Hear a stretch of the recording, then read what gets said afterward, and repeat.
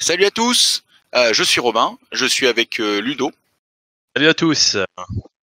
Et on est sur une petite game de Malifaux, une petite game de club qu'on a fait mercredi, il n'y a pas si longtemps. Et du coup on s'intéresse un petit peu, toi tu es en train de creuser ton Shenlong. Exactement. Et moi je viens de finir de monter Marcus. Donc du coup j'ai envie de le mettre en face, je l'ai jamais joué.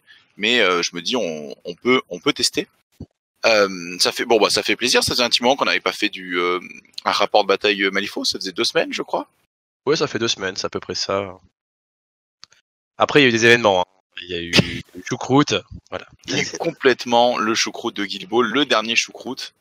Un choucroute qui a été super sympa. J'étais content de voir tout Strasbourg réuni.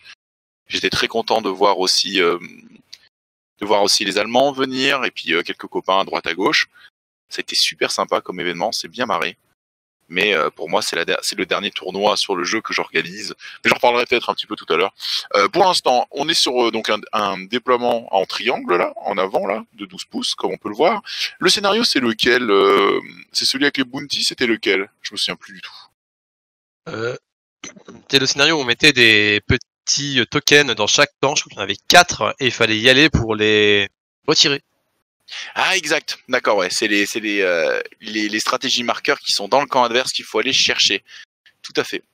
Oui, tout à fait. Tout à fait.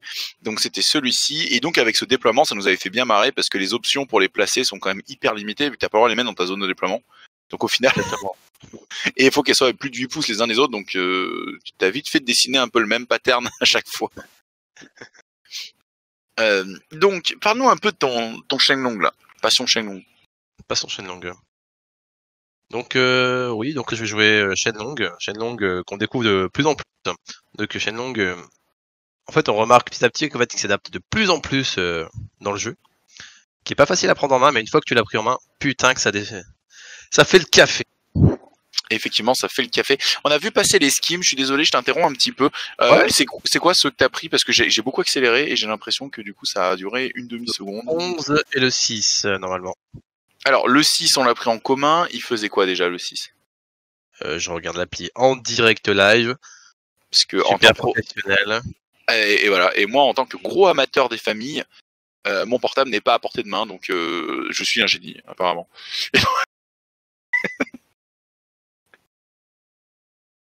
Alors, c'était recette mission. Donc, tu devais mettre 3 friendly en ligne de vue dans la moitié de table ennemie en fait. D'accord, il faut mettre des skim markers dans la moitié de table adverse à Exactement. plus de 8 pouces les uns les autres, c'est ça? Ou 10, je sais plus. 4 pouces. 4 pouces. 4 pouces? Mais alors c'est c'est pas le breakthrough? C'est pas celui où il faut le mettre dans la zone de déploiement? Non, parce qu'il faut mettre les 4 les uns à côté des autres. Et c'est dans la ennemie table A. Attends, vas-y, tu peux le lire en entier s'il te plaît? Je suis désolé, je le vois pas le casser. At the end of the turn, if you have a friendly model within 4 pouces and a ligne de vue of 3 or more different type of marker. Ah oui, c'est celui avec les marqueurs différents, d'accord. Voilà. Ok. Et j'étais un peu en mode, quand tu vas y aller pour retirer les objectifs, tant qu'on y va, est-ce qu'on peut mettre aussi des camps? Voilà, c'était un peu ça l'idée à la base. Eh oui, bah oui, t'as accès à des scraps, ouais, complètement. Les kills donneront des corpses, donc ouais, pourquoi pas. Donc du coup, t'es sur une... moi j'ai pris le 13, après le 13 c'est celui qui est impossible à faire où tu dois faire une triangulation, mais comme il y a beaucoup de places avec Marcus, il y a des mecs qui volent, il y a des mecs qui se téléportent, qui sautent dans tous les sens, je me suis dit peut-être que c'est jouable. Et toi, je sais plus quel est le second que tu as joué le 11, c'est ça, qui était? Le 11, c'est celui qu'on a dit, et puis après j'ai joué le 6 qui était Eden Martyr. En fait, je devais faire tuer quelqu'un dans mon... Oui. Et c'est ça, on a joué tous les deux Eden Martyr parce que je me reconnaissais pas dans le 11 que tu avais décrit. Et moi j'ai pris le 13 et toi tu as pris le 11. D'accord, ok. Donc on construit nos listes. Moi pour faire simple, je vais essayer de jouer la doublette de tigre à 3 têtes qui sont super forts, avec chacun l'upgrade Soulstone Cash, ce qui fait qu'ils peuvent générer des Soulstone en faisant des kills. Et je vais essayer d'optimiser un petit peu de jouer ces tigres. À côté, je joue Ferdinand et sa version loup-garou, où il peut se transformer en loup-garou. Miranda, le henchman qui peut se transformer un peu en la créature de son choix. Un mignon de base de chez Marcus, ceux qui peuvent faire bouger les copains et qui prennent des upgrades sur eux-mêmes gratuitement. Marcus lui-même. Et Paul Croquette, Davy Croquette, le mec avec le fusil qui fait tirer les copains, que je trouve très intéressant. Par contre, je ne joue qu'avec, je crois, 1 ou 2 Soulstone, parce que j'ai dans l'idée que je vais en générer beaucoup, ce qui est audacieux. Est-ce que tu peux, toi, un petit peu décrire ta liste, du coup, Ludo?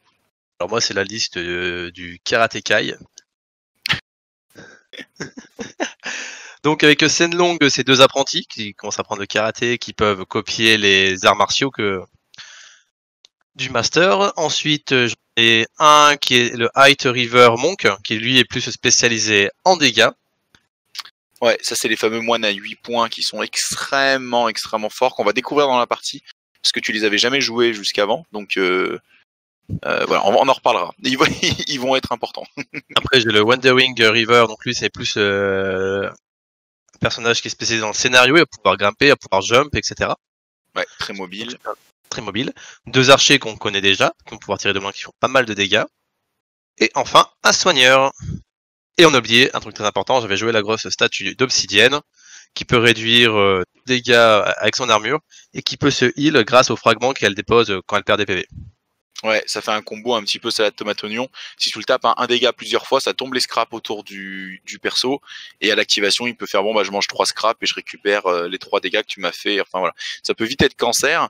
Et en plus, il a ce fameux effet de jeu que tu as découvert lors de la démo de Vassal de l'autre vidéo, c'est-à-dire de mettre un hasard 12 terrain qui met burning et un dégât en zone autour, histoire de venir pourrir ma liste et m'engluer et me faire des dégâts quand je t'attaque. Sachant que j'avais le complot qui disait comme quoi si je meurs, j'aurais moins d'un point de victoire, donc j'étais un peu en mode bon, je fonce avec. Au pire, il meurt. Au pire, ça fait un point de victoire. Et c'est là la force en fait de cette idée-là que tu avais, parce que en fait la somme des 2 figurines doit faire 13 points maximal. Et toi, tu as mis une figurine très chère dans cette somme-là. Je crois que tu mets donc ce gars-là qui vaut 9 points. Qui vaut 9 points, oui. Mais grâce au fait que tu as accès à des moines pas chers, le moine healer à 4 points, c'est la deuxième partie des martyrs. Et donc, du coup, tu te retrouves à faire la somme qui va jusqu'à 13 et t'es bon. Oui. Moi, pour ma part, c'est Paul Croquette et l'acolyte, celui qui est support à 6 points. La nana avec les ailes. Marcus, c'est super kiffant parce que t'as beaucoup de soc 50, t'as des belles créatures, t'as beaucoup d'adaptabilité et puis c'est très offensif. Donc j'ai eu une très bonne expérience de table là entre le jouant et mais plein de choses à retenir parce qu'il va y avoir des erreurs et il y a des choses à voir. Les marqueurs que vous voyez, donc les 4 rouges côté Ludo, c'est les scénarios et c'est les 4 verts de mon côté. Voilà, c'est ce qu'il faut ramasser à partir du tour 2. À chaque fois qu'on en ramasse un, à la fin du tour, on valide un point de scénario. Et c'est parti, on s'est checké, l'initiative est tombée, tu me fais commencer, tradition. Traditione. Tu joues un certain nombre de figurines tout de même. Tu as pas parlé des 2 archers Thunder, je crois que tu as oublié de les citer, je sais pas. Si, je les citais, comme quoi c'est les archers d'habitude, qu'on connaît les bails, on connaît. Ouais, qui sont toujours aussi forts, toujours aussi intéressants.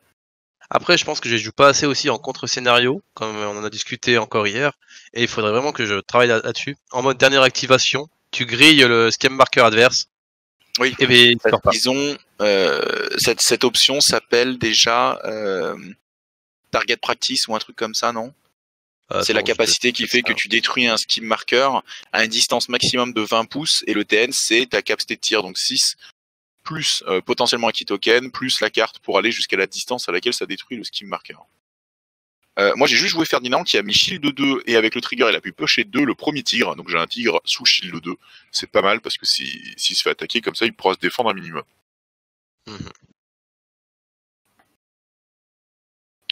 Je vois que la caméra elle fait un bruit indécent. C'est ces petits pixels blancs qui dansent dans tous les sens. J'en avais pas les lumières mercredi. La prochaine fois je prendrai les lumières parce qu'effectivement c'est assez imblairable. Donc je m'en excuse. Donc le support va faire bouger notre ami le tigre, puis elle va s'équiper gratuitement parce qu'elle a sa capacité où elle peut s'équiper. Elle peut défausser une amélioration si elle en a pour s'équiper d'une amélioration. Parfait, pof, elle prend une amélioration gratuite. Voilà. Alors moi de mon côté, les débuts de tour monk, hein, c'est beaucoup la gestion des ressources, hein, prendre des key Ouais. tokens, les redistribuer, pouvoir comboter. Parce que forcément on a le maître sensei qui va pouvoir donner un fast en dépensant un key token. Donc du coup c'est ces ressources-là. Tout à fait. Alors les key tokens, comme tu peux les utiliser en attaque comme en défense, c'est sur un duel. L'idée c'est que ça augmente de 2 ta valeur. C'est colossal parce que du coup un 5 passe à 7. Et surtout tu peux faire l'appoint quand tu as vu le flip, tu peux monter ou pas, mais c'est avant de cheater. Et tu peux vraiment faire des choses assez merveilleuses, je trouve. Je trouve que c'est très fort en combinaison avec les focus. Moi de mon côté, Marcus il joue plus sur des améliorations, donc j'en ai 5, je peux en représenter 2 de chaque. Et ces améliorations, donc il y en a qui sont plus pour quand je charge un flip positif avec un trigger spécial sur mes attaques de corps à corps. J'en ai un qui me permet de voler, d'avoir plus de mobilité. J'en ai un qui va me donner stealth et disguise, c'est-à-dire que quand je suis chargé, l'adversaire n'a pas l'attaque de charge. Donc je vais pouvoir il y en a un qui est très important, c'est l'armure plus 1. Et si je me suis pas déplacé, je gagne shield 2. Ça c'est vraiment intéressant parce que du coup je vais pouvoir prendre soit des options anti-gunline où je vais me cacher ou anti-distance, soit des options de mobilité parce que je vais aller très loin, des options de tankiness, des options de dégâts. Et du coup, c'est assez kiffant parce qu'avec Marcus, on va s'amuser à choisir ses upgrades au fur et à mesure de la partie en fonction de ce qu'il y a à faire. Ce qu'il faut noter aussi avec Marcus, c'est que les figurines sur lesquelles on met des upgrades, elles ont une capacité spéciale, elles peuvent décider de la dépenser quand elles font une attaque pour gagner un flip positif à la touche et la suite de leur choix sur l'attaque, ce qui permet de garantir des triggers. Et du coup, quand on lit sous cet aspect-là les cartes de leurs créatures, c'est la folie. Voilà. Pour donner un exemple, le tigre qui a Onslow, ça permet de re-attaquer une deuxième fois. Ben, il peut très facilement, en défaussant des upgrades, les garantir et donc proposer une série de 4 attaques, par exemple, avec ces 2 actions, sachant que son dégât minimum est à 3. Donc ça peut faire des dégâts, mais assez infâmes. Oui, parce que tu vas spammer après les attaques un minimum de C'est 3 ça. dégâts. Donc même si tu as des flips négatifs, tu sais que c'est 3 quoi. Bah, tu sais que tu pars sur un seuil de 3, et en plus c'est 3, 4, 5, donc c'est pas le 2, 4, 6 où tu vas essayer de miser le maximum pour aller chercher ce fameux 6 dégâts qui est vraiment très très puissant, et que le 2 est pas très ouf en comparaison. 3, 4, 5, tu te dis plus tu touches, plus c'est rentable de toute façon. Même avec un flip négatif aux dégâts, tu te dis au pire t'as une bonne surprise et tu mets un 4 dégâts, mais le minimum de 3 fait que c'est très rentable. Donc le master avance. Donc il prend la voie du vent, qui est super intéressante chez les Ten Thunder, qui va permettre justement de dodger, enfin de push, pardon, de 3 une fois que tu te prends une attaque adverse. Super relou parce que comme tu as droit qu'à une seule charge partout, il me semble, à part si tu as des tricks. À part règle spéciale, mais tout à fait t'as raison. Ça permet d'empêcher des combos où tu te fais éclater la tête. Et en plus, c'est avec cette fameuse capacité, je push de 6 un adversaire. Je sais pas si on a bien joué, on a joué 2 parties d'affilée, les 2 sont filmés, donc vous le reverrez aussi dans une autre partie. On l'a joué comme il n'y a pas de TN à faire, quand il le faisait sur un copain. On a juste flippé une carte pour voir s'il y avait le Black Joker ou pas, mais c'est tout en gros. Et vous me direz si on a eu tort ou pas. S'il fallait flipper une carte, s'il fallait pas en flipper. Parce qu'il y avait pas de, comme il n'y avait pas de TN, mais qu'on attaquait un copain, c'était un peu, on savait pas trop. Après, sachant que dans la main, pour ça, en fait, donc c'était tout sauf Black Joker, mais j'avais déjà le contrôle du Black Joker dans la main. Ah oui, tu l'avais en main à ce moment-là. Bon, bah, ouais, j'ai OD la première, ouais, dès le premier tour. Pas mal. Premier ou deuxième, je sais plus. Ouais, mais j'ai très vite contrôlé en fait. Marcus a des options de mobilité qui sont indécentes. Mhm. Lui-même peut faire bouger un de ses alliés du mouvement et il a le trigger par défaut, il a la suite par défaut pour activer un trigger qui permet de la faire charger. Ce sort son acolyte là mais sans le trigger avec la charge et Miranda là avec le trigger de la charge mais elle n'a pas la suite par défaut pour le faire. Donc du coup en fait dans ma liste là j'ai 3 figurines qui peuvent faire bouger des copains. C'est pas once par activation de le faire sur la même figurine. Par contre ça a une portée de 6 donc on peut pas non plus, ou alors faut les suivre quoi. Mais du coup on peut vraiment faire des choses assez folles. La Paul Croquette avance, il va poser un concealment pour protéger un petit peu le tir. Alors bien sûr, tes archers ignorent concealment et friendly fire, hein, parce que c'est pas de la merde. Tout simplement, pour être poli. Ils sont pas mal. Quand ils font des galettes irréductibles de dégâts, c'est un de mes pires cauchemars. Je m'en réveille la nuit en hurlant. Non, pas ça. Non. L'archer, c'est un lance-roquette qu'il a en vrai.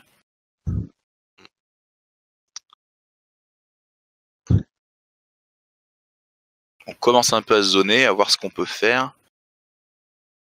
Au niveau de la table, on a fait une table assez légère parce qu'on n'a pas énormément de tirs tous les deux et on s'est dit que bon, ça peut être sympa aussi de... Voilà. Pour l'instant, en fait, le club n'a pas encore investi pour avoir beaucoup de matos en termes de décor au club, tout simplement.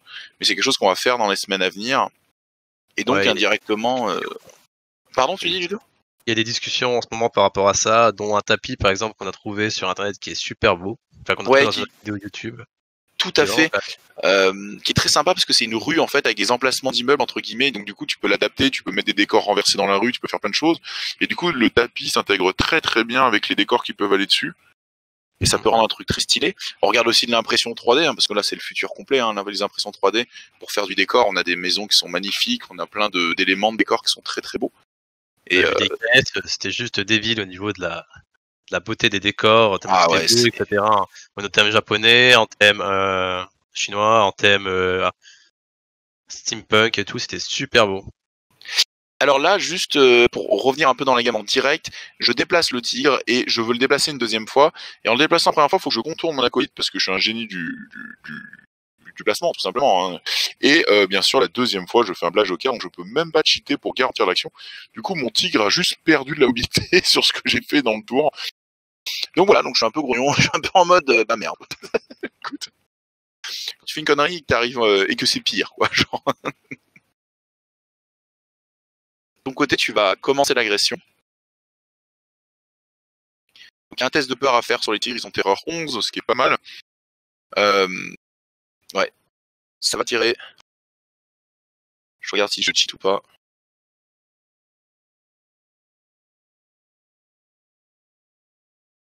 Après, Miranda n'a pas joué, c'est une vidéo de qualité. Moderate, hein. 3 dégâts. Voilà. J'étais très déçu avec mes tigres dans cette partie, je voulais vraiment... Alors en fait, moi j'ai une façon de... Quand je joue quelque chose que je ne connais pas, j'ai tendance à essayer de le pousser. Et de me dire que ça fait quand je joue très très très offensif. Et souvent ça ne marche pas. Et mais du coup, après, ce qui est bien, c'est que je peux décroître un peu cette jauge d'agressivité jusqu'au moment où je connais un peu sur le tigre, qu'est-ce que ça passe, donc ça se passe pas. Et vachement pour savoir à quoi faire des parties un peu compétitives quoi, en disant non, ça c'est la situation, ça ne passe pas. Ou là, à côté, si j'ai les deux cartes qui font main, quoi.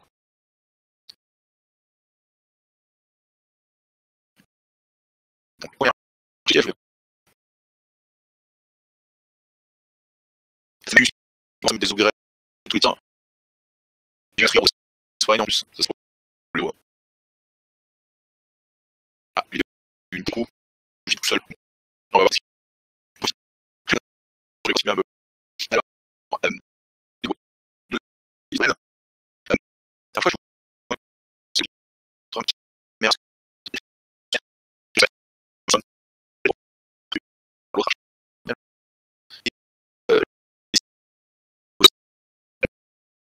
Pour qu'il puisse savoir, parce que ça donne vol, donc il peut se place. Alors c'est totally within, on gagne pas son socle. Et comme on se place dans sa zone de mouvement, ben on peut, voilà, on peut aller chercher après.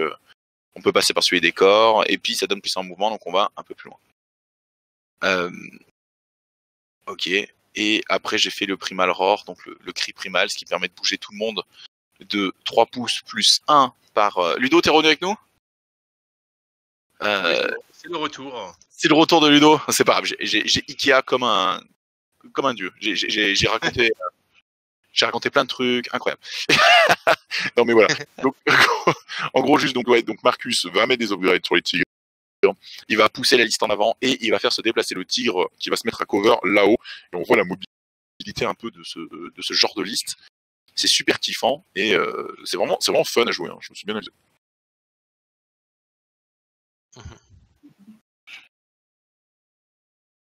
Donc là oui, j'avais tiré sur le tigre, je pense que c'est ce que tu as expliqué, le tigre qui va s'avancer pour attaquer. Ouais, complètement.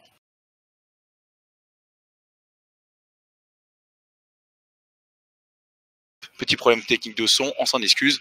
Ça se verra pas au montage, on va tout couper. Et voilà. Donc, de nouveau avec Ludo, le tigre qui s'est mis à cover là-haut.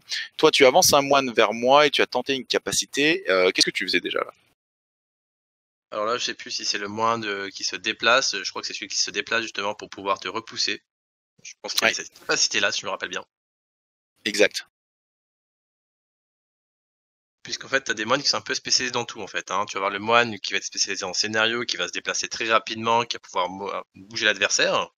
Donc ça, c'est la rivière du milieu, un truc comme ça. Ensuite, tu as la basse rivière, donc ça, c'est plus celui qui est spécialisé en soins. Ce qui est très bien, c'est que c'est un moine guerrier qui coûte très peu cher, puisqu'il vaut que 4 Soulstone. Et le dernier qui est le Height River, la rivière haute, donc lui peut faire pas mal, voire beaucoup de dégâts. Et ça, il y en a Ah un oui, aussi. oui. Oui, c'est le fameux qu'on découvrait dans ce parti. Exactement. Sachant qu'on a 3 en fait dans la boîte de base. Hein. Les 3 dans la boîte de base, c'est les Height River, tu vois, c'est ceux qui font les dégâts. Ah oui, d'accord, pas de pitié, 3 millions à 8 points dans tes listes, quoi. C'est le Karatekai. Alors, tu as réussi à toucher, j'ai pris quelques dégâts et j'étais repoussé. Ouais.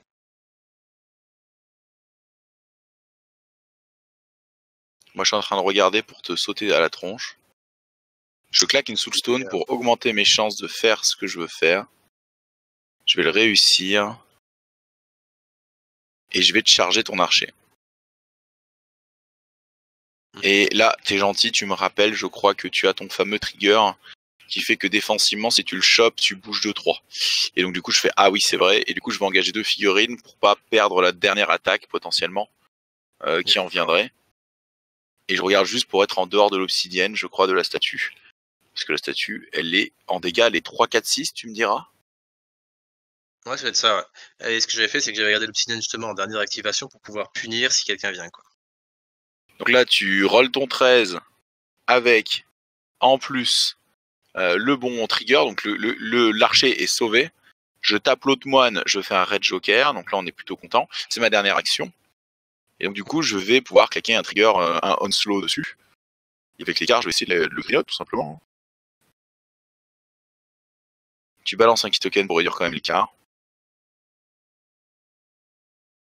Un moderate, ça fait 4 dégâts.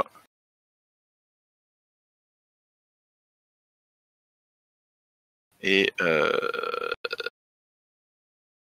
tu t'enfuis aussi. Oh bordel.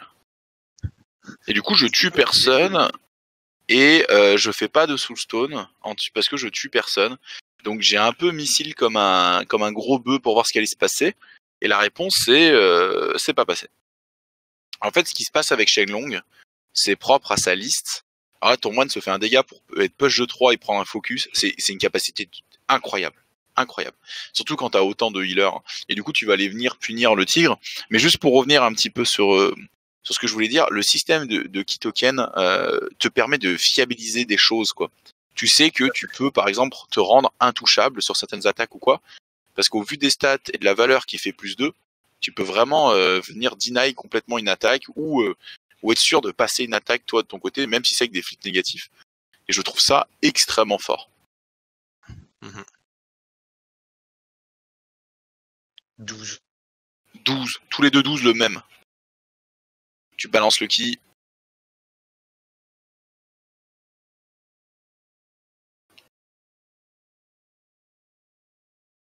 Et on va aux dégâts. Et ça fait mal. Et moi aussi, j'ai la compétence je m'enfuis.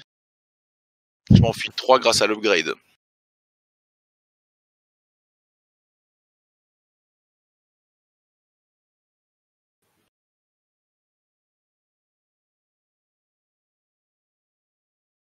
Ouais, pas facile là, parce que je réussis pas à faire les kills. Tu me punis un peu, mais pas non plus jusqu'au bout. Je tente un move avec le tir. Hop, un bon saut. Une charge sur l'archer qui a déjà joué. 5, c'est pas ouf. Donc tes key tokens, ouais, pour que tout le monde soit bien lisible, c'est vrai qu'on en a pas parlé en début de partie, mais c'est évident, c'est les petits jetons jaunes sur tes cartes. Oui, parce que si j'ai mis à côté des figurines, ça va faire super encombré, surtout que tu peux stacker très rapidement des key tokens jusque 3 ou 4. Donc voilà. Après, à l'avenir, dans les prochaines parties, ce qu'on va faire aussi, donc enfin, mon code token, moi, c'est les tonneaux, c'est pour dire comme quoi j'ai un focus, une concentration. Ouais. Et les diamants, c'est quand j'ai fast, en fait. Oui, c'est vrai qu'on a tous un peu notre façon de faire. Bon, ça passe bien quand on est habitué, mais c'est vrai que ça peut être assez déroutant. Mais on en reparlera. Donc du coup, effectivement, après le tigre, après la première attaque, plutôt que retaper l'archer, je suis allé me placer sur un des tokens scénario. Parce que si j'ai l'initiative comme ça, je peux faire le scénario tout de suite pour le tour. Et moi, j'aime bien faire ça pour être serein dans le tour et pouvoir un peu être un poil plus tranquille. Ton obsidienne, il traverse la table comme un gros lourdeau en mettant des coups de masse dans le vent. Elle est vraiment rigolote, cette figurine. C'est un truc de ouf. Ouais, elle est vraiment marrante, on dirait un gros bébé tout pâteau. Elle m'a fait halluciner, elle est immense en plus.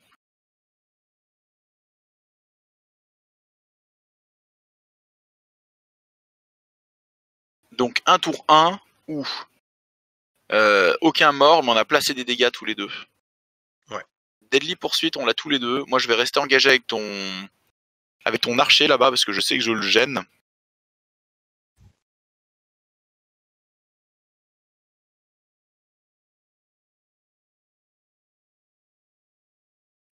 Pas une main de ouf, mais une main avec quelques cartes intéressantes de mon côté, donc ça permet déjà de faire des choses.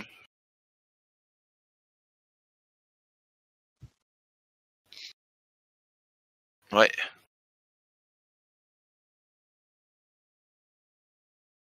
Donc toi tu missiles l'obsidienne parce que tu dis c'est win-win. S'il bousille tant mieux. S'il bousille pas, c'est pas grave, ça scénario. Bien sûr, et en plus il fout la merde avec son terrain hasard. Ouais, avec son hasard douce. D'action, y a pas de souci, ça te fait des dégâts, ça fait plaisir. Je te laisse l'initiative apparemment. Je me dis allez c'est mort. J'avais cramé les pass tokens donc c'est en fait la fin des tours Shenlong c'est horrible. Parce que Shenlong il va vraiment rendre plus fort ses copains avec les actions gratuites, avec les fasts, avec les transferts de petits tokens. Ce qui fait que si vous jouez tout en gardant vos pass tokens, les deux dernières activations, vous prenez des moines surcocaïnés ou des archers avec fast qui mettent 3 flèches à gros dégâts quoi. Donc il faut vraiment bien réfléchir. Donc là t'es reparti sur le tigre. Ouais. Avec le monk de la haute rivière spécialisé en dégâts. Ouais, qui est très très très puissant, un profil vraiment appréciable. Le genre de profil que quand tu lis, tu te dis ouais, est-ce que ça vaut vraiment 8 points? Est-ce que ça les vaut vraiment? Et tu les testes. Et, oui, Ouais, effectivement. franchement, moi je pensais que non. Et effectivement, ils sont extrêmement forts. Ils sont vraiment déments. S'il y a des joueurs de Shenlong, hein, si vous les connaissez, hein, c'est vraiment, vraiment bien. Alors, de là, on spammait les 3, je pense que ça coûte trop cher. Mais, oh, les dégâts, comment t'envoies sur les dégâts, t'as les 13 qui tombent et tout. Je peux m'enfuir de 2, mais au final, ça change pas grand chose parce que comme tu t'es bougé avec ton push, c'est ça en plus, c'est qu'ils ont ils ont des gestions pour les micros, pour gérer les mêlées qui sont extraordinaires du fait qu'ils ont cette action où ils se prennent un focus, un dégât, push de 3, je trouve ça très fort. Et si je dis pas de bêtises, t'as pas de TN à faire, hein, c'est automatique. Faut que je vérifie si je crois que t'as un TN à faire. Ah, et tu le fais là? Ou tu triches? Normalement, je le fais.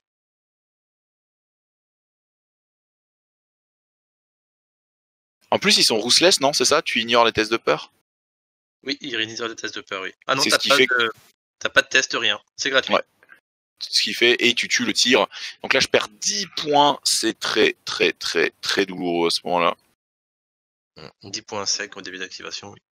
Au début de tour, Début pardon. tour 2, perte de 10 points. Je perds l'amélioration qui permet de récupérer les soulstones.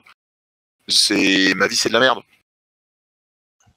Donc là, je joue tout de suite l'autre tigre qui ramasse le scénario. Je vais être serein sur le scénario. Comme je suis chez toi et que toi, t'es un peu loin de chez moi, j'essaie de tabler sur le fait que le scénario, tu risques d'avoir des difficultés à le valider dans le tour. Exactement. Je claque l'upgrade pour choisir, pour faire le jump avec la suite de mon choix. Alors pourquoi? Parce que dans une des suites, il y a une attaque gratuite. Et donc du coup, je jump sur l'archer et je vais pouvoir l'attaquer. Hop, parce qu'il faut pas qu'il y ait d'alliés à 3 pouces et effectivement le master était trop loin.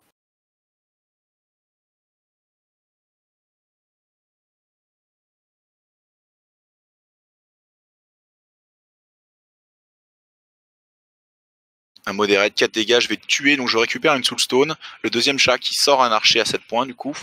Et là j'ai le choix, soit je peux aller sur ton master, je peux aller sur sensei. Il me reste une action parce que j'ai ramassé, j'ai interact pour pour avoir pris l'autre. J'ai 2 marqueurs pass, on les a fait à ce moment-là. Je vais décider de charger ton master, je suis pas convaincu. Oui, donc on a eu ce débat hier. Je connais pas le fin mot. Je te propose d'en reparler, Ludo. Donc ton sensei, donc le mec qui rigole avec les mains sur les hanches et qui est en 3 morceaux, hein, un record absolument du montage de tout le jeu. Lui, il dit à 6 pouces de moi quand un copain prend un dégât une fois par tour. Et en fait, c'est là où on accroche un peu. et il est marqué hit, take, a key token, et c'est pas 10 modèles, tu vois. Et quand je lis hit, take, 10, a key token, pour moi, c'est la figurine qui a été damage. Oui. Qu'est-ce que tu en penses? Ce que j'ai fait à chaque fois. Donc c'est pas le sensei qui prend les key tokens quand un allié à 6 pouces prend des dégâts. C'est cet allié en question. Ouais, c'est ce que je pense. Après, ça me paraît logique, tu vois. En mode, le mec, il s'est pris une gifle, en mode, tu vas prendre cette gifle. La douleur te fait prendre. Tu vois. Oui, c'est ça, c'est ça. Non, mais je trouve ça assez logique aussi. Donc oui, donc on avait cette discussion-là. Si Donc vous avez la réponse. Oui, ouais, si vous avez la réponse, donc ça nous va. Pendant ce temps-là, l'obsidienne rentre dans le tas.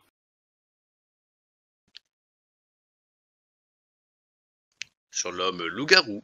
Sur Ferdinand. Avant qu'il soit sur Vénère. Flip négatif, j'ai défaussé une carte pour forcer un flip négatif, c'est une de ses qualités de Ferdinand pour augmenter ses chances de survie, donc j'ai pas hésité, je l'ai fait tout de suite parce que le mec tape tellement fort que je voulais pouvoir en parer au moins une.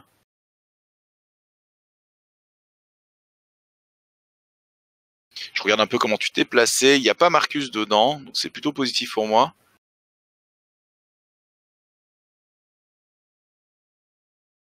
Après là j'ai le combo avec Davy Crockett, enfin Paul Crockett, qui pourrait tirer sur ton master, ce qui permettrait à mon chat d'attaquer ton master gratuitement, enfin bon, bref.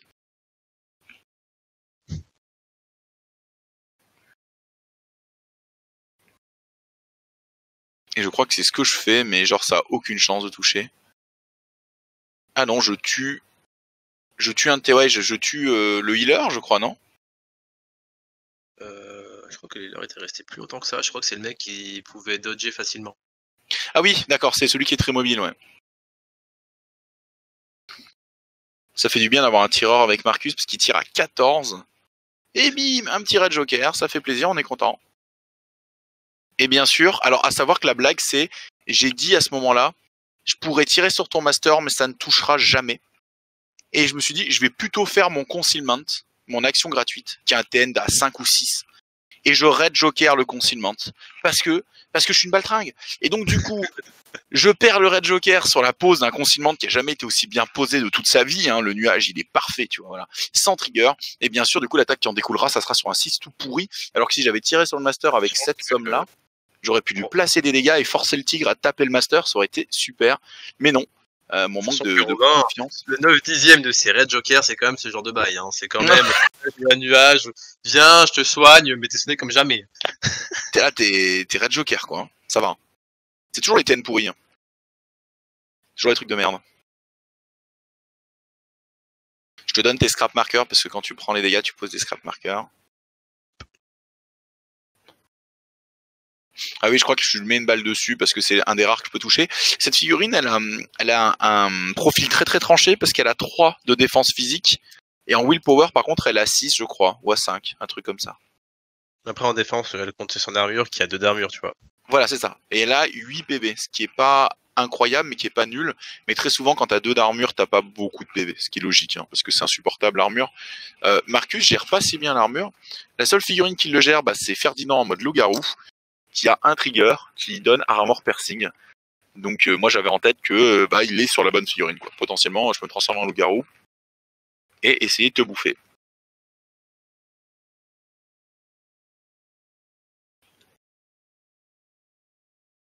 Ce que j'aime avec Marcus, c'est que Miranda qui peut se transformer en créature et Ferdinand qui a sa mode qui se transforme lui aussi en créature indirectement.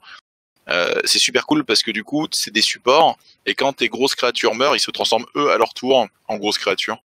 Du coup t'as pas ce côté liste qui s'essouffle, tu vois, le soufflet qui retombe en mode j'ai perdu mes grosses créatures, il me reste des supports qui servent à chi, ça va être nul, tu vois. Du coup c'est assez intéressant je trouve à jouer. Alors sachant que Marcus, c'est suite à une grosse discussion, hein. C'était pas gratuit. Pour la commu, il y a eu négociation. Hein. Ah oui, c'est sûr que Sandy, elle était un peu en mode Robin, t'as déjà 3 mots-clés, si tu pouvais arrêter de faire chier. Le jeu, ça fait 2 mois qu'on est dessus, même pas, 1 mois et demi. Voilà, ça fait pas mal de dépenses. Et moi, j'étais en mode oui, mais tu vois, c'est un mot-clé facile à jouer. Pour les démos, ça peut être un bon truc, les gros tigres et tout, c'est sympa. Il y a eu une négoce. Pense à la commu, Sandy. Force à la commu, bordel. Il faut faire des sacrifices. Non, en vrai, en vrai, Colette en démo, c'est quasi impossible. Tony, c'est chiant à pleurer. Et comment ça s'appelle? Et Rasputina, ben si tu joues pas Rasputina, tu joues un peu des sbires qui font pas masse truc, tu vois ce que je veux dire? C'est moins ouf. Donc du coup, alors que Marcus, tu mets un tigre, deux supports et Miranda, et tu peux déjà faire des parties de fou en henchman hardcore, quoi. Il y a déjà des combos à faire, déjà des choses à faire, et ça peut être sympa. Je l'ai fait avec Rogue d'ailleurs, j'ai fait une petite démo avec Rogue. Elle la bise, hein, si tu nous entends, Rogue. C'est cool, hein, il y a pas mal de gens qui s'intéressent au jeu en ancien guildballer, et donc ça fait vraiment plaisir.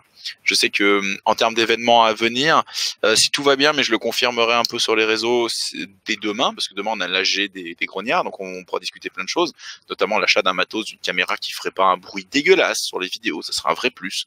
Et donc du coup, je vais voir si je réussis à avoir le dernier week-end d'octobre ou l'avant-dernier pour faire un week-end Malifaux. Ça serait pas un tournoi, mais ça serait des rencontres.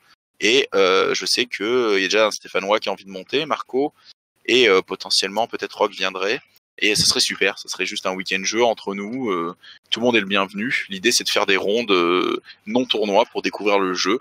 Même des copains qui ont jamais joué pour faire des démos, des choses comme ça. Moi je mettrai à dispo un peu tout ce que j'ai.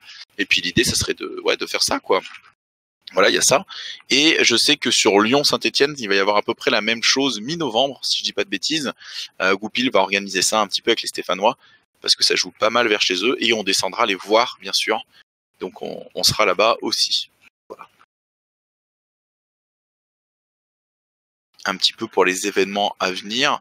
Et puis, semaine prochaine, parlons des choses... La semaine prochaine, on va une semaine en Bretagne jouer avec les Bretons. Donc finalement, on partait sur pas beaucoup d'événements avant Noël. Quand on s'est parlé en septembre, en mode il n'y a pas grand chose, vu Guild Ball, ça tombe un peu à plat et que c'est compliqué.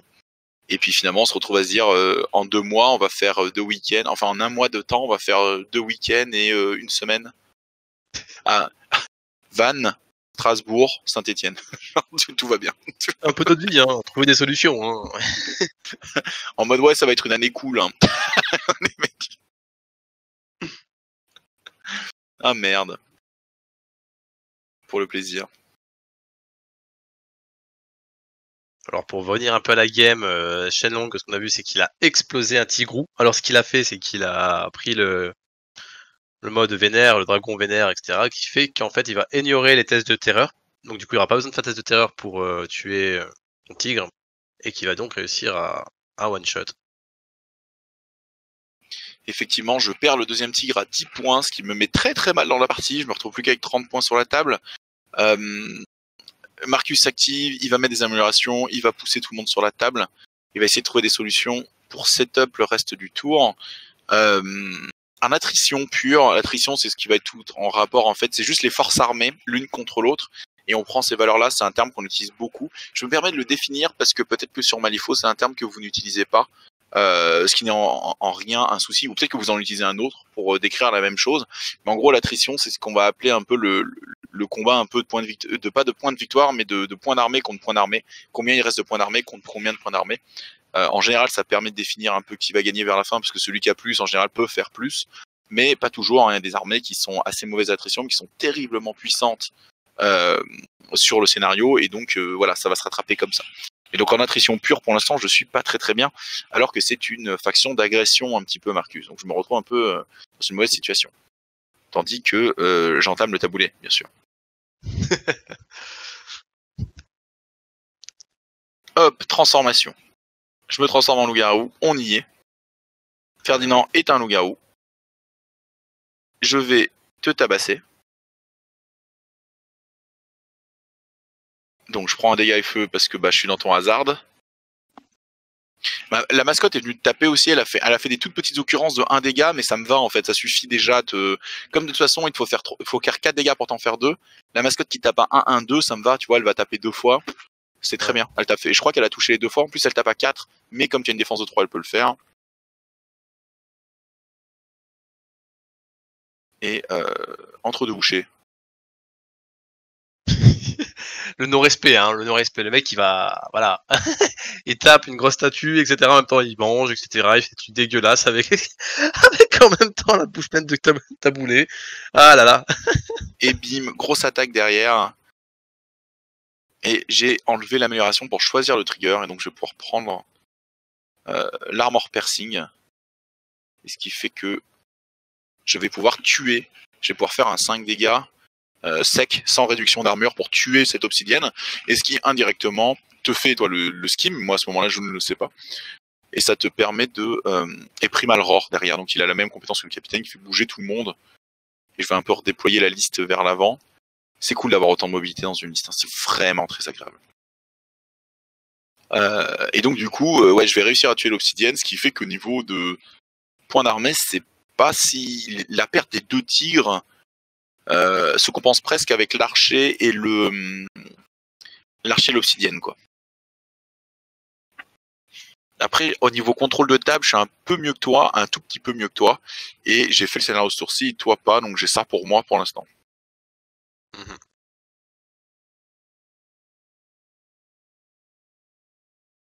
Je lis un peu les capacités de Miranda parce qu'elle peut se transformer, hein. Ouais. En vrai, on lit encore beaucoup les cartes, hein, parce qu'il y a tellement de capacités, etc., qu'on a toujours besoin d'avoir un rappel, Moi, etc. c'est complètement. Puis c'est ma première game Marcus, donc forcément, je lis pas mal les cartes. Je les ai pas mal lues en avance ou quoi. Je suis pas allé regarder le rapport de bataille ni quoi. J'ai juste parlé un peu de liste ou quoi, de ce que je voulais faire. Et puis après, bon, bah voilà, je l'ai mis sur la table, je teste. Mais c'est vrai que j'ai pas du tout une expertise Marcus qui soit solide, hein. Là, je découvre, hein. Et donc les tigres, c'est fort. Mais ne pas les envoyer comme un demeuré tour 1, quoi. Un peu plus de patience. Chez moi, c'est très compliqué, mais un peu plus de patience. On m'a expliqué Kojo, que je n'aime pas du tout, mais on me l'a expliqué, donc du coup, je pense qu'il est plus fort que ce que je pensais. Kojo, en fait, c'est le gros gorille à 10 points. Et en fait, ce que j'aime pas trop, c'est qu'il a un 2 dégâts en entrée sur une figurine à 10 points. Et ça me frustre un peu. Mais en fait, il a d'excellentes qualités à côté de ça, et il a une compétence qui marche très fort avec Marcus, qui fait que quand il tape, il pousse, et Marcus, il a ce fameux truc où il fait bouger les copains qui les font charger. Et lui-même, Kojo, a une capacité où il détruit tous les skills marqueurs autour de lui pour les transformer en point de focus sur lui. Et du coup, tour 1, tu lui mets des améliorations et tu mets plein de skills marqueurs autour de lui, il les dévore, il va arriver à 3-4 focus. Et tour 2, Marcus va le faire charger plein de fois. Tu vas dépenser des améliorations quoi pour faire les bons triggers. Et, enfin non, tu peux pas, vu que c'est via un trigger, je dis pas de bêtises. Mais tu vas mettre de gros dégâts. Et à la fin, tu vas jouer le accomplish du capitaine. Donc tu vas défausser une carte pour qu'une autre figurine alliée puisse jouer, et tu joues Kojo. Et du coup, Kojo, il va faire, il peut faire 5 attaques à la queue leu comme ça, quoi. Ce qui peut être pas mal. Mais donc du coup, vous ne le verrez pas dans cette game, c'est sûr, parce que je ne le joue pas. Je suis pas un grand fan, mais je le testerai, ça c'est sûr, 100%, je le testerai. Donc à venir certainement sur la chaîne. Ouais, peut-être bien. Marcus, j'ai un grand plaisir à le jouer. C'est un anti-arcaniste, c'est pas pour rien que c'est un hybride avec Neverborn, quoi. Arcaniste, c'est Ouais. plus contrôle, c'est plus... et lui, c'est plus des grosses créatures upgrade, fonce dans le tas, dévore-les, quoi, tu vois, et ça fait du bien. Et les figurines sont super belles, j'aime beaucoup. Ça va les 13, Robin, hein, tout va bien?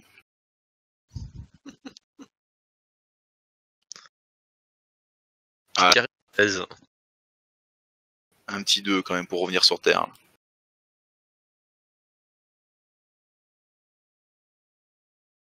C'est souvent comme ça, hein. Tu fais ton 12, tu fais ton 13, tu fais ta folie, et après, hop là, prends ton 1 ou ton 2.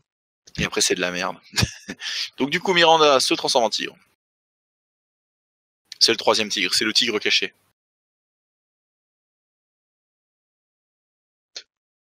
Ça ne s'arrête jamais. Elle a soigné un peu. Toi, tu setup un peu l'archer.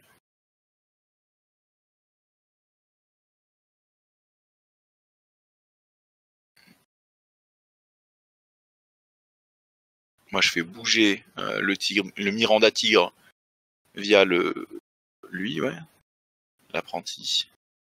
Et c'est la fin du tour, c'est ça? Ah non, c'était le Deadly Poursuite, pardon. C'était le Deadly Poursuite de fin de tour. Et là, on arrive un peu au point de victoire. Donc, j'en fais 1, tu en fais 0. Est-ce que tu annonces le skim? Je me souviens plus. Je pense que oui, j'annonce ce team. De toute façon, on le verra sur le compteur de points qui est en bas. Ouais. Ça devrait se voir sous peu. Oui, en effet. Donc tu fais 1 point de scénar pour le skim. Mais pas pour le scénar principal.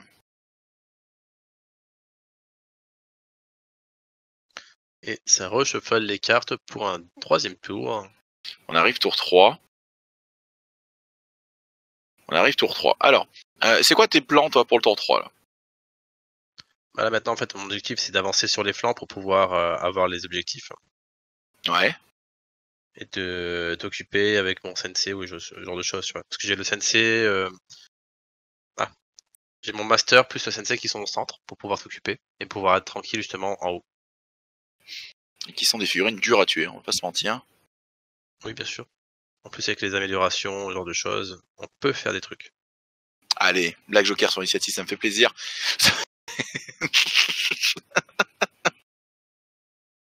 Une certaine habitude à une certaine médiocrité. C'est ça. On Et peu apprend importe, dans... hein. Dans notre jeu, c'était les dés, là, c'est les cartes. Ah, c'est... Il y a une Rien de certaine... constante, hein. Il y a une passion, hein. Il y a une passion de la difficulté, comme ça. Sachant que Bordel de Robin, merde. à Guild Ball, hein, pour ceux qui ne savent pas sur Guild Ball, c'était l'homme qui faisait tout, il préparait tout, et à chaque fois il ratait quasiment tout le temps son premier but. Ouais, Qui ça va jouait arriver souvent. très souvent en 16 points. Sinon c'est pas drôle. Ah oui, jouer que en 12 points, c'est rare, quoi. Hein. À Guild Ball, c'est un jeu en 12 points et on gagne la partie. Et très souvent, comme je ratais les actions, je jouais rarement en 12 points, quoi. Il me fallait toujours revalider des trucs, retenter des choses. Bon, sur Malifaux, pour l'instant, on voit un petit peu ça. Et tiens, d'ailleurs, parlons-en un petit peu. Qu'est-ce que tu penses un peu de la chance sur Malifaux? Bon, alors déjà, toi, t'as chaîne longue, donc il cheat un peu tout le temps avec ses petits tokens. Le mec le moins concerné de la commu, tu vois, qu'est-ce que t'en penses?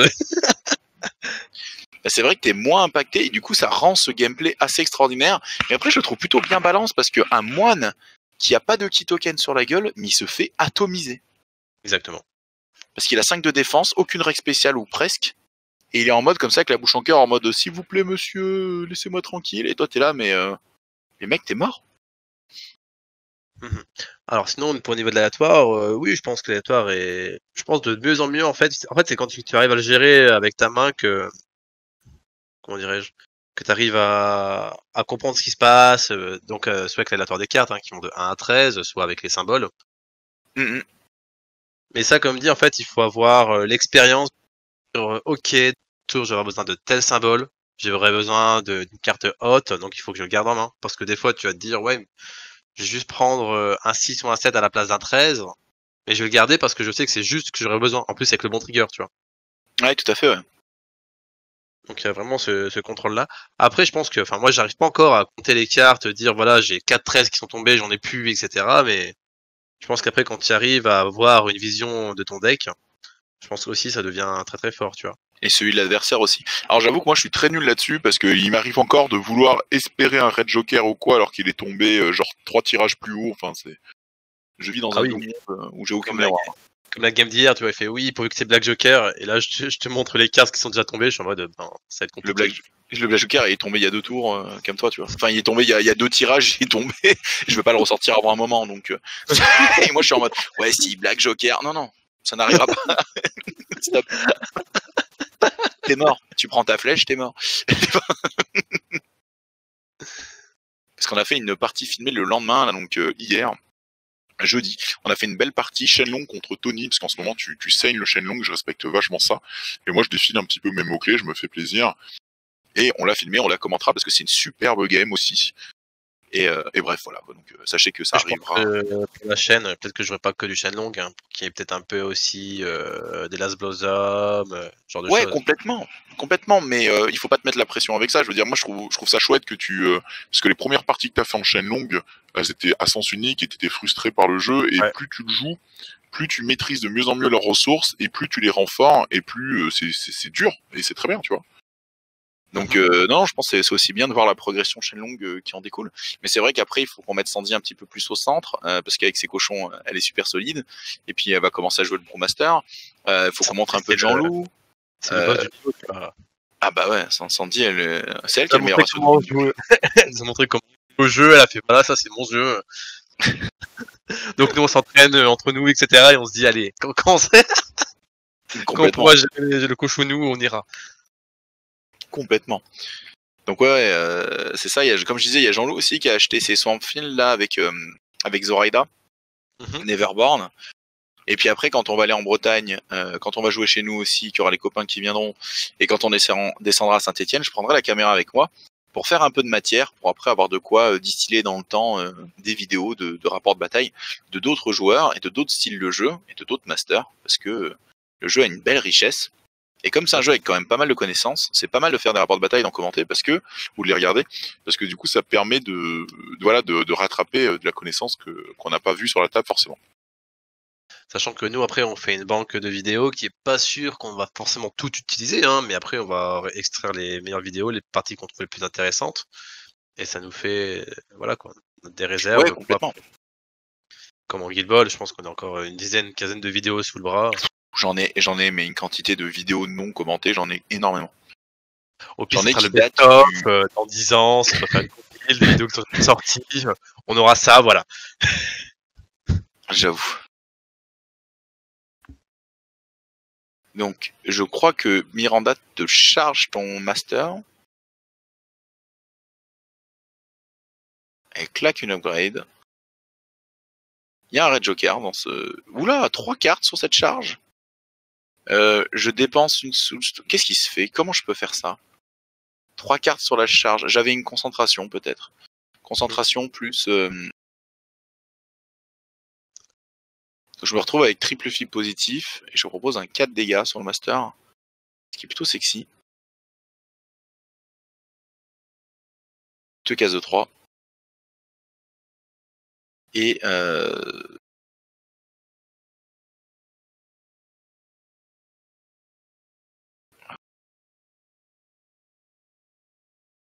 je regarde ton fameux monk, le healer, et je sais que du coup j'ai fait de la merde.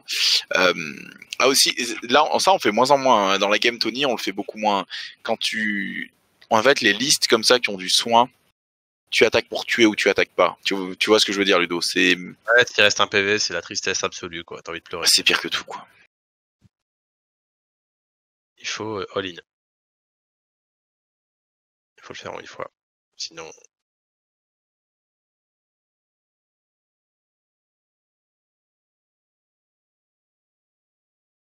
Ça donne une concentration. Tu soignes là, je suppose. Sachant que le soigneur, tu peux stacker des key tokens pour accrocher un soin. Pour que quand on aura besoin, ça sera plus 1 en heal par key token, tu vois. Donc, plaisir. Habile. Marcus commence à upgrade les copains. Quand on commence à cumuler les upgrades, déjà c'est plus dur d'en poser parce que le TN pour poser des upgrades c'est 10 plus la valeur de l'upgrade que tu veux lui mettre dessus, plus la valeur des upgrades cumulés qu'il a déjà sur lui, sur une figurine. Donc voilà, c'est un peu plus compliqué à chaque fois, mais loin d'être impossible. Hop, je vais aller gêner avec ma meuf oiseau.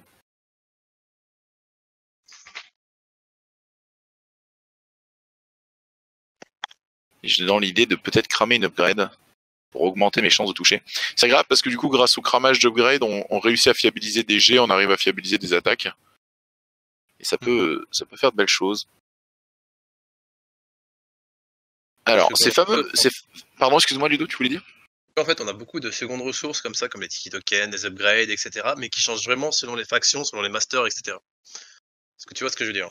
Oui, complètement. Là, je suis un peu deg parce que t'as fait un 13 en nature et avec le key token, en gros, je ne peux jamais te toucher. Ça, c'est la voix du Cobra Kai. Ah oui, c'était Marcus qui avait fait charger la nana. Et là, il fait le primal roar pour bouger un peu toute la table. C'est vachement rigolo le primal roar parce que du coup, tout le monde avance comme des tarés. Et je vais linker. Donc du coup, après avoir joué Marcus, je défausse une carte pour jouer tout de suite une autre figurine. Et je joue Manana qui va défausser une upgrade pour en prendre une autre. Quand un allié pousse défausse une upgrade, j'ai le droit de piocher une carte avec Marcus, donc je pioche une carte. Du coup, je ramasse celle de celle qui m'a permis de jouer directement après, de faire le fameux link. Et je vais ramasser l'objet, le point de scénario. Du coup, hop, le scénario est validé pour le tour. Je suis plutôt haut sur la table. Et bah voilà, pour l'instant, ça se passe pas trop mal. Attrition, on est relativement à égalité. J'ai posé des dégâts sur le master, mais je crois que tu lui as soigné le cul 10 fois. Je sais pas de quoi tu parles. Je vois pas de quoi tu parles. Il reste un archer dont j'ai peur et le fameux moine qui est très puissant. Il est loin, mais tu as des capacités pour le ramener, donc c'est pas si dérangeant que ça. Hop, bah voilà, les capacités pour le ramener, c'est ça. Je pense que c'est un de tes apprentis qui C'est ça qui pousse. le fait. Ouais, ton moine de 6. 6, c'est un push.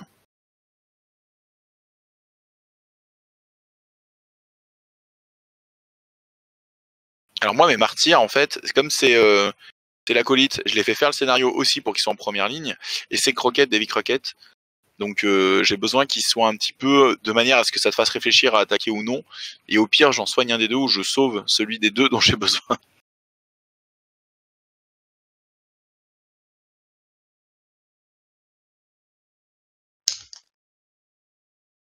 La mascotte va faire un jump et elle va le réussir alors que c'est genre... elle a une chance sur 8 de le réussir parce qu'il me faut un masque et une valeur au-dessus de 7, je crois. Et je fais un 12 de masque, donc elle réussit son jump. Et elle va se concentrer. Un peu pour faire écran, pour gêner là-bas. Et là, on regarde parce que du coup, je commence à regarder. Je me dis, ça fait 2 fois qu'il a push son mec. Le mec peut être pushé 3, il avance à 5. Donc c'est pour ça que j'ai mis 8 sur la réglette.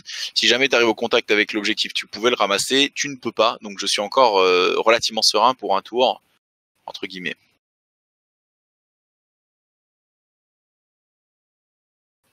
Moi, j'ai joué Ferdinand. Et je regarde comment je peux me mettre pour te gêner si tu cherches un désengagement. Ouais. Ou si tu fais ton fameux push de 3 pour quand même t'engager, parce que la version loup-garou, elle a corps à corps 2, ce qui est monstrueux dans le jeu. Il n'y en a pas beaucoup des MZ2 dans le jeu, hein, Ludo. Je sais pas si t'as vu, c'est assez rare. Hein. T'avais fait une liste comme ça où t'avais énormément d'MZ2. Bah, c'est la liste Brewmaster. Ah, la liste Brewmaster. Mais je pense un enfer. Tandy va jouer Brewmaster très bientôt, donc on la verra sur la chaîne, je pense, cette liste. Effectivement, tu peux cumuler facilement 4 ou 5 MZ2, si ce n'est plus. Et c'est insupportable de se faire engager par des moines dans tous les sens et de perdre plein d'actions pour faire des actions. Donc je vais te taper et après je fais le primal roar pour bouger un peu tout le monde sur la table pour me placer. Je pense que tu apparais l'attaque. Enfin, non, je crois que je te fais des dégâts, mais il te reste pas grand chose, mais tu survis. Dans mes souvenirs, ça va. Non, il te reste 5 PV, je crois. Ils ont beaucoup de PV, hein, ils en ont 8, je crois. Ouais. Tu avances et tu me tabasses. Il a 2 concentrations. C'est fort, concentration dans le jeu, c'est vraiment très fort. On le découvre un peu parce qu'on n'a pas beaucoup joué ce genre d'action, parce que ouais, tu fais une action mais ça fait rien, parce qu'on est un peu idiot quoi. Mais en vrai, le fait que ce soit un flip positif à la touche et aux dégâts, c'est monstrueux dans le jeu. Et donc bref, le fait que lui, pour un dégât, il peut jeu 3 et prend une concentration, c'est barjo. Donc tu peux cumuler avec un key token, donc un flip positif à la touche, un flip positif aux dégâts et plus 2 à la touche, avec un seuil de 6 pour toucher. Oh là là, tu comprends pourquoi ça vaut 8 points, quoi. Tu raids Joker, cochon. Et tu balances un key token pour monter à 16. 16 et 6, 20. 20. 20. Ah, c'est même plus un doigt, hein, c'est le bras complet. Hein. Et bim, et un dégât max. Allez, ça me fait plaisir. Du feu en plus, je monte à 3.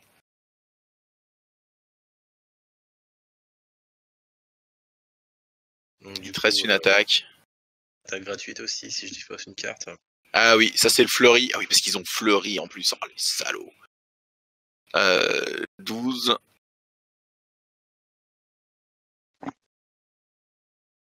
Putain, Ferdinand, il se fait un peu dessus, là.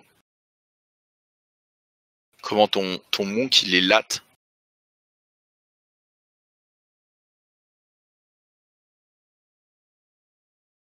Je cheat avec un 13 pour essayer de lui sauver la vie. Que je crois que t'as plus de key token, donc je peux jouer sur le fait que cette fois-ci, tu peux pas monter les stats comme un enfoiré. On parle du fait que t'avais ta concentration et que parfois on joue un peu rapidement les flips, on s'en est rendu compte. Et en fait, il faut se laisser le temps de balancer ou non les concentrations. En fait, si les figurines ont des concentrations, c'est important de choisir ou non si on les claque et pas flipper comme un bâtard. Voilà.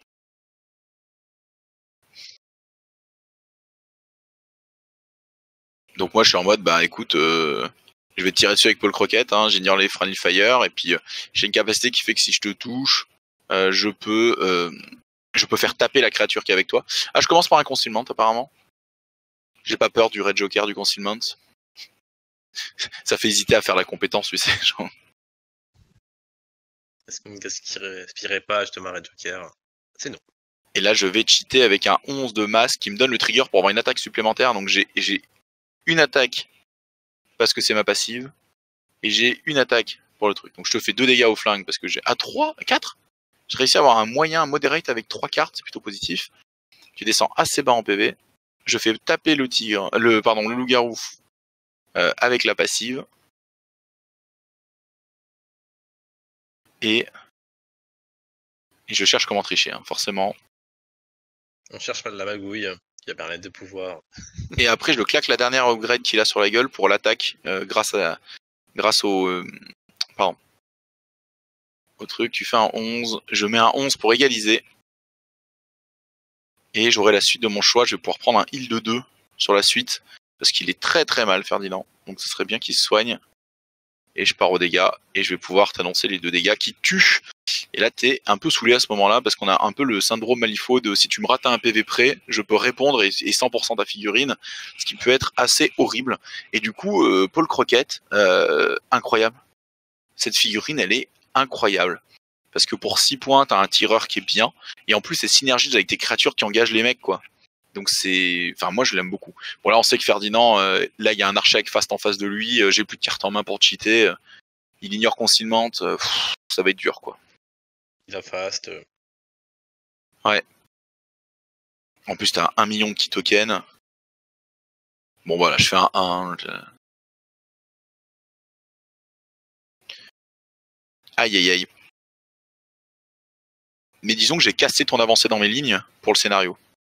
Ouais, c'est ça. Je suis très bien. Ouais.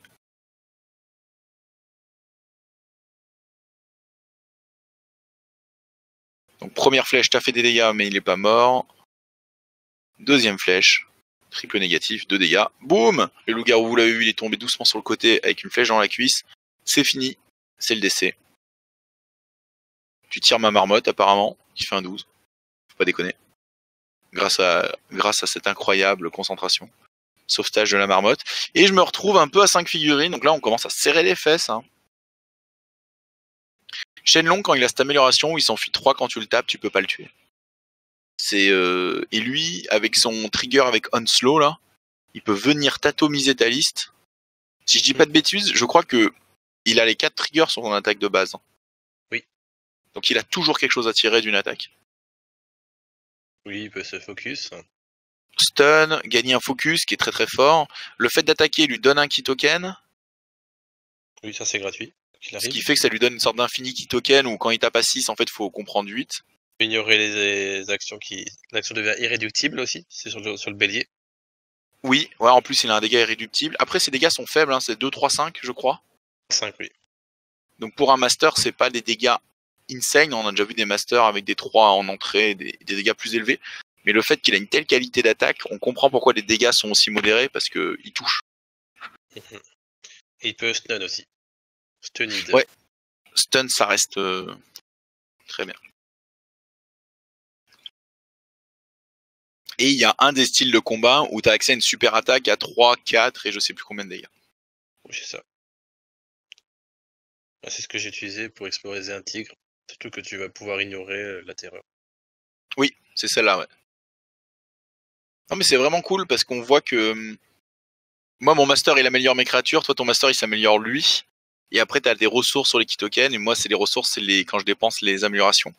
Et ça, on voit que les listes elles... Je trouve que c'est très important les apprentis aussi qui puissent recopier cet attachment pour pouvoir justement pouvoir bouger les alliés et tout. Quoi. Ah oui, complètement, à 100%. Tu as le black, encore le black joker en main. On arrive tour 4, j'ai l'impression. Les tours qui vont de plus en plus vite, hein, forcément, comme il y a moins de figurines. Exact. Je suis à 2 points de scénario, tu es à 1, je crois. Initiative, je la gagne, bordel. Je sais même plus quoi faire. Je suis perdu. Tellement surpris. Quoi? Combien? D'accord.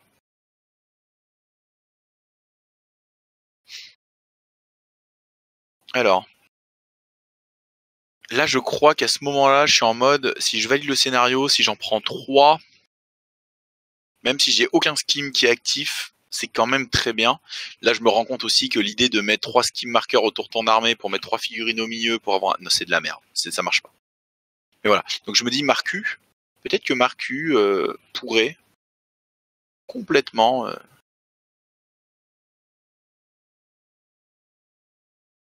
pourrait faire des choses. Il pourrait faire valider le scénario lui-même en fonçant un peu dans tes lignes, peut-être en prenant des coups dans ce tour-ci. Et après, il peut se donner plus un d'armure sur lui-même. Il peut prendre une upgrade gratuitement, Marcus. Donc, il pourrait passer sur de l'armure.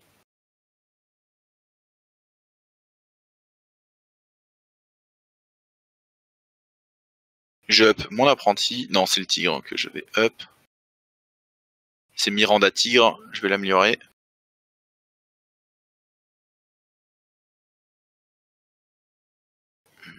Ok.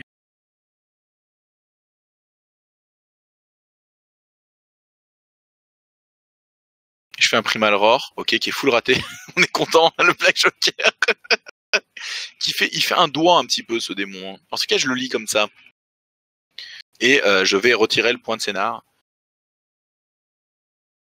Toi, tu push le master avec un apprenti. Petit coup de balai. Et tu fais pareil sur l'archer, je crois. Ah non, tu peux pas avec la même activation.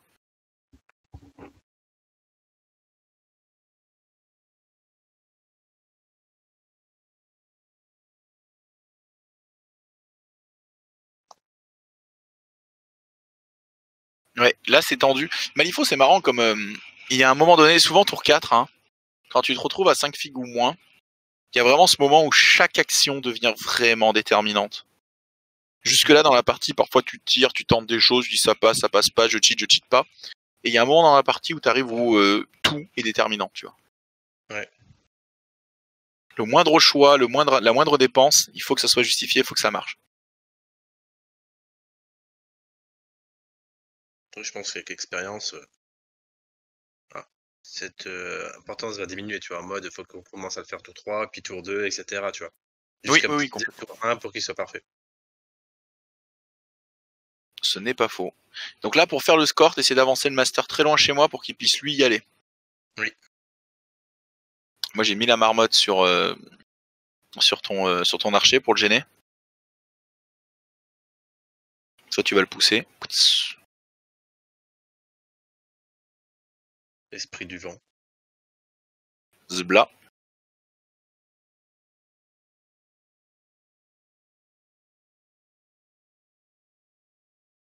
Oh là, Sensei qui a 1 million de tokens.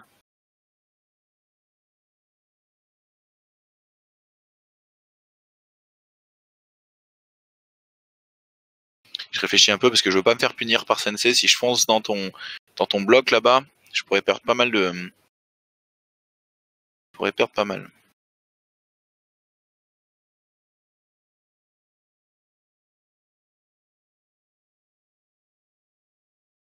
Mais le scénario est déjà validé pour moi, donc ça c'est plutôt positif. En vrai, un de mes objectifs c'est de perdre Croquette ou de perdre l'autre. Hein. J'ai besoin qu'il meure. Je vais tirer sur ton healer parce que je le déteste profondément. Ah mais non, arrêtez. Le healer là, c'est quoi? C'est le low river machin là. Alors lui il faut...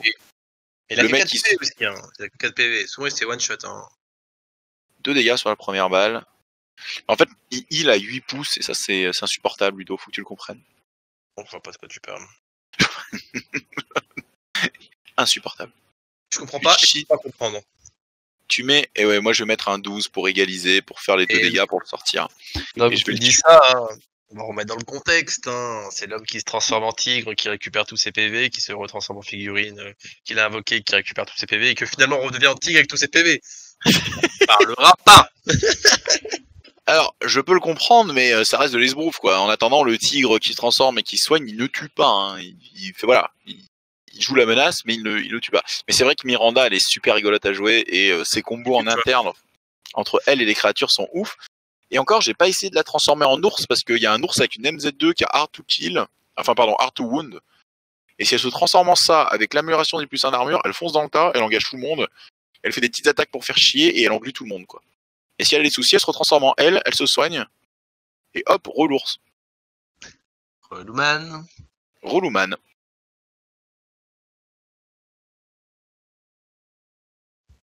Donc tu me tires dessus. Tu cheats pour avoir un trigger.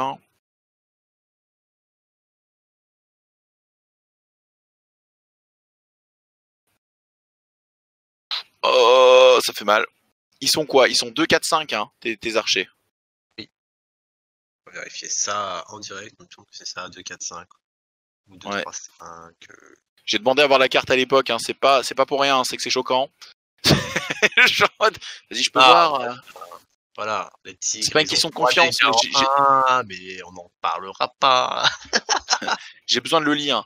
Alors là, en fait, c'est juste que t'avais avancé et tiré, et je t'en avais parlé, j'ai fait, mais c'est bizarre et tout. Tu m'as dit, ouais, j'aurais dû juste tirer 2 fois, et je t'ai dit, tu sais quoi, tire 2 fois. On est encore dans des phases de jeu où on découvre, et du coup, on préfère faire des mini-deck back, pour, surtout quand il reste peu d'action, comme on disait, et que tout est déterminant. On préfère faire ce genre de situation-là où on se dit comme ça, il n'y a pas de regret, quoi. On fait des mini-tech back, voilà. Voilà. Donc c'est 2, 3, 4 les dégâts de l'archer. 2, 3, 4. Ah, ça va. Nul. Oui, ça va, voilà, alors arrêtez de critiquer. Arrêtez. Nul. En gabarit irréductible. En fait, c'est ça. Voilà. C'est Ten Thunder, j'ai vraiment l'impression que c'est la faction comme ça. Quand tu lis les profils, quand tu lis les trucs, tu fais ok, ok, ok. Et en fait, c'est les combos qui sont juste déments. Tu vois ce que je veux dire? Tu payes pas quelque chose pour ce qu'il est. Tu payes pour ce qui va être autour et comment ça va le rendre fort. Avec quelles ressources ça va être intéressant. Bien sûr. Parce que l'archer, quand, ouais, 2, 3, 4 dégâts, tu me dis, ouais, c'est pas ouf pour un mec à 7 points. Et puis tout d'un coup, en fait, ah bah, il fait des dégâts de zone. Ah ouais, d'accord. Ah, ces dégâts sont irréductibles. Ah ouais, d'accord. Ah oui, alors en fait, ça devient ouf, tu vois. Il part à 6 de stats, mais avec un key token, bah, il monte à 8. Du coup, une cible qui a 5 de défense, il a plus 3 aux cartes.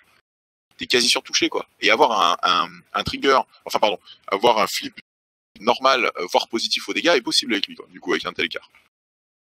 Je viens sur le master, mais je ne le tape pas, je cherche à engluer ton master. Oui, parce que si tu le tapes, je peux me push de 3, donc du coup, en fait, tu me fais faire mon scénario. Exactement. Et je déplace le tigre pour qu'il t'engage aussi avec la même figurine. En fait, l'idée, c'est que je vais essayer soit de le circle, soit de le gêner. Si je le circle, c'est-à-dire si je mets 3 figurines autour de lui, bah, il peut juste plus bouger, quoi. Et il va peut-être me tuer des figurines, mais en fait, là, je joue l'écart en point de victoire. C'est-à-dire que je me dis que l'attrition, maintenant, elle est perdable. Enfin, parce qu'on va arriver au dernier tour de jeu. Parce que si moi, je réussis à bien faire le scénario, potentiellement, ça gagne, quoi. Mm-hmm.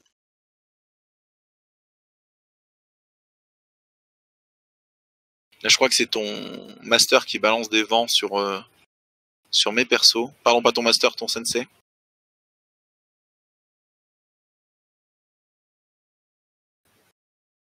Ah, la douleur, quelques petits dégâts. Elle, j'en ai besoin vivant, hein, pour valider la deuxième partie du skim. Et un peu jeu 3, donc tu vas pouvoir la sortir, malheureusement. Ce que j'ai fait, tu réussis à le déconstruire.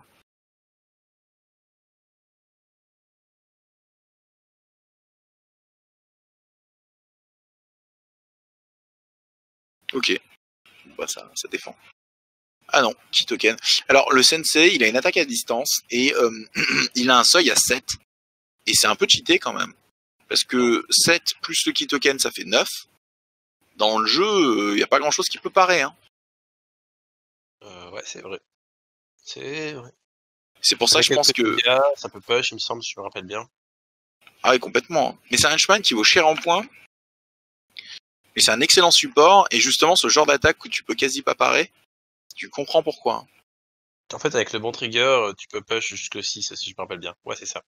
Oui, même plus. C'est en fonction de je ne sais plus quoi. Ouais, maximum tout 6 pouces, plus c'est 3 de base, donc ça fait 9 pouces de push. Ouais, tu peux dire au revoir à un mec, quoi. Au revoir, à jamais. Dans un jeu où t'as pas de bonus de distance quand tu charges, c'est violent.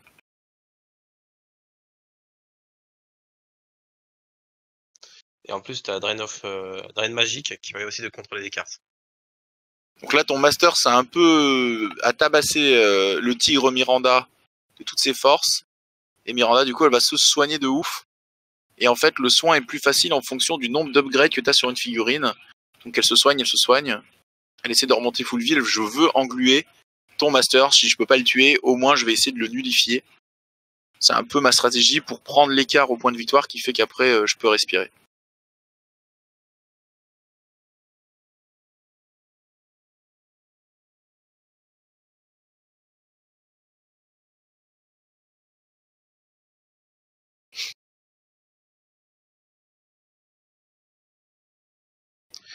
Ok. Alors, toi, il te reste quoi à jouer à ce moment-là, tu te souviens? Je me souviens plus très bien. Il doit rester un apprenti, je pense. Avec encore un archer. Non, l'archer il a déjà joué. Je crois le sensei aussi, il va jouer. Enfin, le sensei, le master. Putain, on le dit à chaque fois. On les confond. On les confond. La vérité, là, voilà. On les confond. Ok, donc ça tabasse un peu Miranda. Miranda, elle a une règle spéciale quand elle est sous forme normale. Les créatures et elles-mêmes à 3 pouces, c'est un flip positif contre les défenses. Et du coup, avec une concentration, on peut la rendre relativement safe, avec 3 cartes à flipper en défense. Et elle a un seuil à 6 dans mes souvenirs, parce que ça aussi, avec Marcus, c'est super plaisant. Il y a beaucoup de seuils élevés de défense, d'attaque, de willpower ou des choses comme ça. Alors pas toujours sur la même figurine, parfois elles sont bien équilibrées, il y a un défaut quelque part, mais c'est super cool. Marcus par exemple lui-même, il a 6 de défense, 6 de willpower, 6 de mouvement. Du coup ça bouge, ça va, ça se protège, c'est intéressant, c'est cool.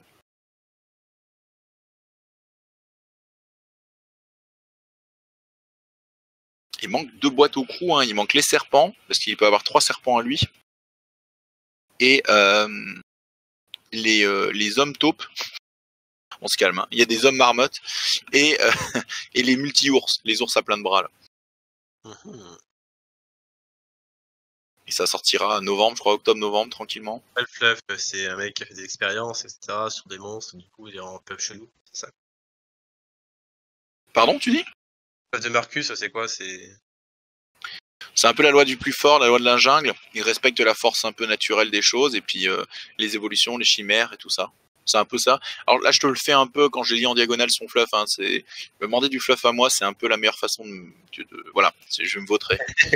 Donc si quelqu'un a à la fois de faire une petite réponse à Ludo dans les commentaires ou me reprendre parce que j'ai dit de la merde, voilà, faut pas hésiter. Mais ouais, c'est assez cool. J'aime bien sa gamme de figurines et tout. La première fois que je les avais vues, ça m'avait pas trop attiré, puis avec le temps, en les regardant plusieurs fois, j'ai trouvé ça très très bien. Why not? Ouais. Même s'il a une des boîtes les plus what the fuck de l'histoire, avec un loup-garou, l'homme qui se transforme en loup-garou, et un scorpion robot. Parce que, bah, pourquoi pas? On est dans Malifaux. Gros camoulox de boîte. Voilà. On va arriver au... c'est énorme parce qu'en accéléré, ça a l'air super violent quand on fait des choses. Ouais, on va arriver un peu au dernier tour du jeu, tout simplement, je crois. Hein. Là, on arrive tour 5. Niveau scénario, je te révèle le skim plus le point de scénario, donc je monte à 4. Et toi, tu es toujours sur 1 parce que le scénario principal n'est toujours pas fait. Du coup, là, c'est pour toi gagner la partie très très compliquée. Ouais, j'ai une main ok.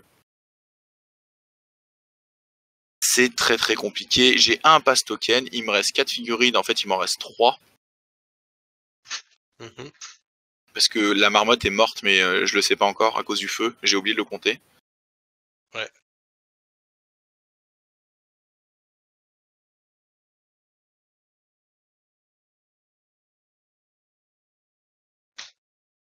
Tu as stun ma Miranda. Micheline, oui, elle est stone. Elle a armure 1, c'est aussi pour ça qu'elle survit aux attaques de ton master, parce qu'il a pas des dégâts insane. Et du coup, quand t'enlèves un dégât, ça peut vite chaîner. Et là, je crois qu'on part là-dessus. Hein. On part sur Shenlong qui la tabasse.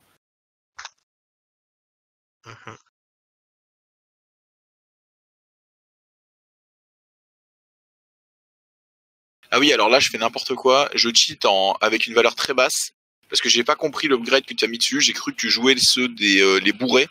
Et que donc, du coup, je voulais donner un flip positif pour que ça te fasse un flip négatif parce que t'es les mecs bourrés. Mais pas du tout. Donc, du coup, je l'ai récupéré. J'ai fait, ah merde, désolé. Voilà. Petite incompréhension entre nous.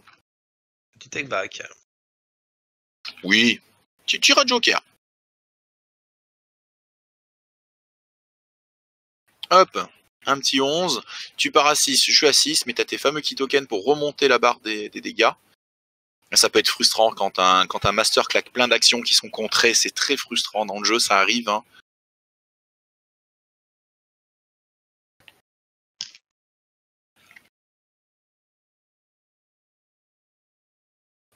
Alors, à voir si je dis une bêtise, mais à la lecture de la règle spéciale pour défausser les upgrades pour avoir des flips positifs et des suites de son choix, c'est sur une action, et je ne pense pas qu'une défense soit une action. Vous me direz un peu dans les commentaires, donc je l'ai jamais joué comme ça, et je pense qu'on puisse pas le faire, mais une petite confirmation ferait pas de mal, parce qu'effectivement, si tu peux le faire en défensif, ça serait extrêmement fort.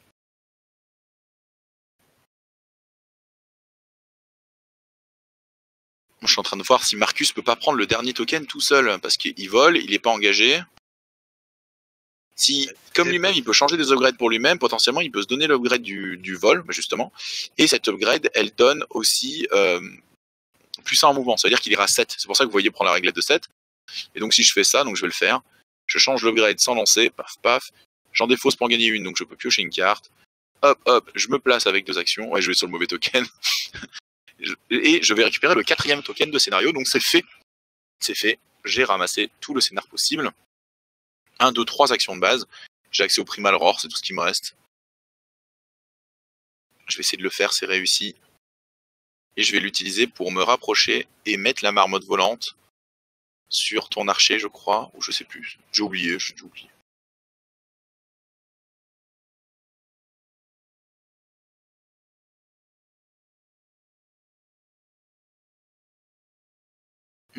Alors là, tu vois quoi, tu vois comment les choses là, Ludo? Qu'est-ce que tu veux faire? Pour moi, je vais faire le scénario. Je pense avec l'archer, voir si je peux au moins stocker un scénario. Et après, Ouais. l'idée, c'est que tu m'as déjà révélé aussi, c'est que un de tes schémas marqueurs qui dit que tu vas être engagé, un truc comme ça à la fin de la game. Oui, avec mon oiseau, ouais. Ça. Donc, comme je sais qu'il y a ça, en fait, je vais pouvoir le contrôler. Enfin, j'espère pouvoir le contrôler justement avec mon sensei qui peut push de 3, voire plus. Donc, du coup, ça peut être une solution. Pour me faire perdre ce scheme, tout à fait. Sachant que j'ai la dernière activation, donc c'est possible. Oui, complètement. C'est marrant parce que je passe pas, mais j'aurais dû passer. Mais à ce moment-là, je pense que je vois pas le coup du sensei venir. Moi, je me place, je me concentre et je pense que je vais changer d'upgrade ou pas. Je garde l'armure. J'aurais peut-être dû prendre stealth pour forcer le sensei à s'avancer pour me faire le sort.